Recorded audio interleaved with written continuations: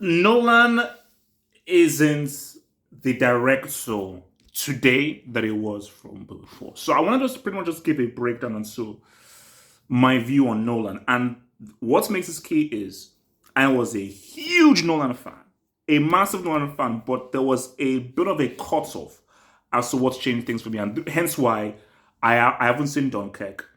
I have no reason to watch Oppenheimer. And I only watched Tenet because of John David Washington. Look, Denzel tax. But here's my thing though. And this is my view. And people will agree, disagree, you'll downvote this, but I just want to just put this video out there. Nolan is an indie director stuck in a summer blockbuster world. And I think that he is making films in the wrong field because he isn't a James Cameron, he isn't a Spielberg. Because see, Spielberg, remember this peak Spielberg, not now, peak Spielberg was a unicorn. Because Spielberg could hit you with a Schindler's List, and then he could then hit you with a Jurassic Park. I could then hit you with a Minority Report. I could then hit you with a Saving Private Ryan. Spielberg, pound for pound, is the greatest director of all time. Like, not now, but peak Spielberg, when he was at his peak, there is no other director who could hit you with different styles of films, blockbuster, drama, sci-fi, existential, all these kinds of films the way that Spielberg could. Because if you look at AI, Private Ryan, Jurassic Park, Schindler's List, Jaws, Indiana Jones, these are all very different films and different styles. Guys, I don't know when last you've watched Memento. Memento is one of the most unique, most amazingly constructed films I've ever seen. And you know, people will say, okay, it's just a gimmick. I've seen Memento now maybe 3 or 4 times. I watched it recently a few months ago, and I'm like, even if when you know what's going on in the film, you can still go back and watch it because of just how well it's done and just how incredible that the storytelling is, the editing, and the filmmaking. And people will say that Prestige is probably Nolan's most complete film. We just look at storytelling, visuals, direction.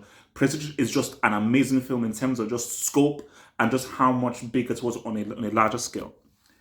But something happened with The Dark Knight and Rises. And I think what happened was Nolan, people started to indulge him. And when he started to indulge him, you now had things where things would now got overblown. He now started just to, the editing had gone away. Because I was actually doing some research. Prestige 2 hours, or just over 2 hours. I think Memento was 2 hours flat. And now you're now seeing him now go to 2 hours 30, 2 hours 40, with Oppenheimer 3 hours. Not everybody is a David Lean, who did Lawrence of Arabia for 3 hours, or Peter Jackson with The Lord of the Rings. Not everybody can make a 3 hour film.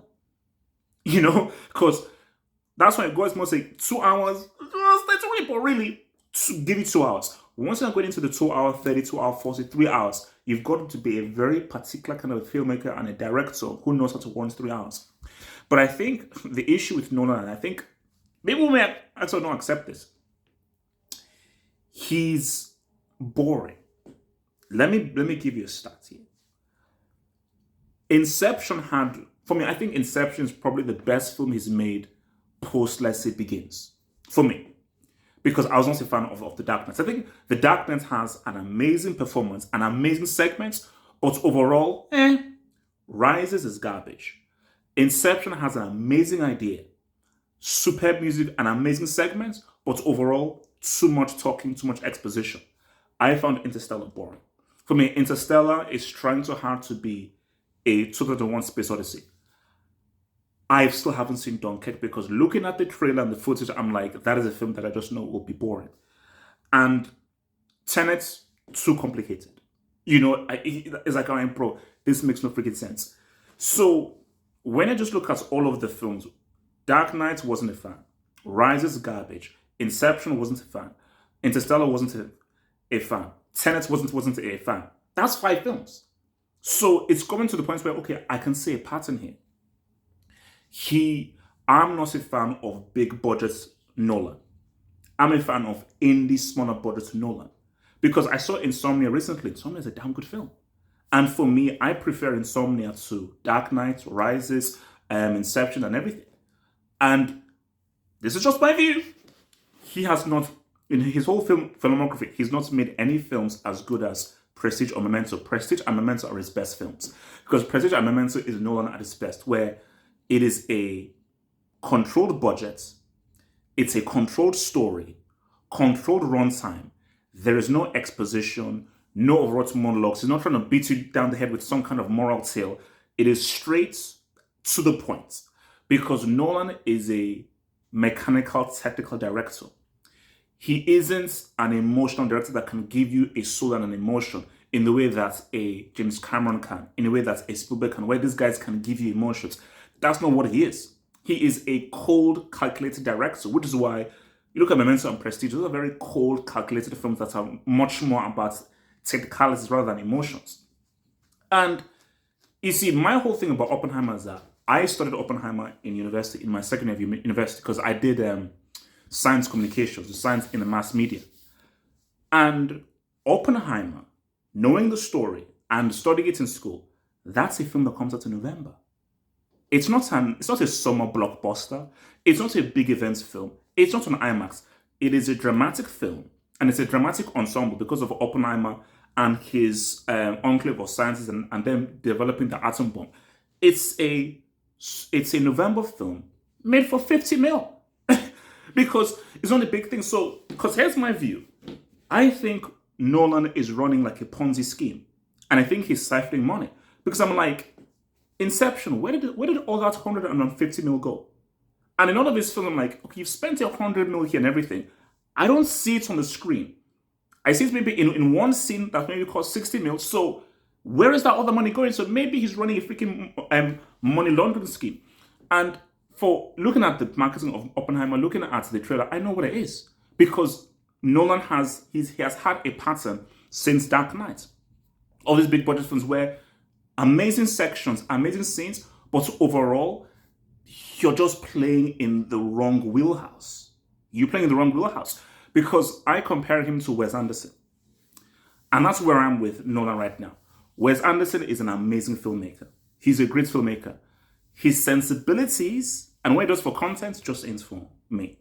But I can still respect him as an amazing filmmaker. Nolan is an amazing filmmaker. On a technical point of view, he is an amazing filmmaker. But right now, his sensibilities and his content just ain't for me. The Nolan of Memento, Prestige, Insomnia, that's the Nolan I like. That's the Nolan I like of like, aha. This is where you're at your best. I think the indie Nolan in that Memento, Prestige wheelhouse, that is where he's at his best. When he now tries to do an Interstellar, an Inception, and now trying to make this like larger than life and bigger than life, because you're not Spielberg or Cameron. Because once you're now dealing in a summer blockbuster wheelhouse, you've got to be fun. You've got to have swag. You've got to have swag and la. And Spielberg and James Cameron, they've got la. Nolan, you have no la or no swag. So without any swag or no la, you don't belong in a summer blockbuster, and you should not be given big budget movies. You're a 50 mil budget filmmaker where you now make those amazing films that come out in March or November. You're not a June, July, August merchant. That's not your wheelhouse, bro. People will disagree, people don't like it, but it is what it is, man. So, and last thing I'm saying, because I know everything that happens in Oppenheimer, so I just need to see the film. I know the whole freaking story. I studied it in school. I don't get how you make an Oppenheimer film without showing the bombings of Hiroshima and Nagasaki, because they are part and parcel, and that's what I learned in school. The bombings of Hiroshima and Nagasaki, and seeing it and the effects of the bomb go hand in hand with Oppenheimer's story. You can't have one without the other, unless you do. The only way you do that is because you want to release it in the summer on the same day as Barbie, disrespecting the victims of Hiroshima and Nagasaki, and sell it as a summer blockbuster next to Barbie. Because if you were to show it, then you can't really release it as a summer blockbuster. Like that video, subscribe. One love.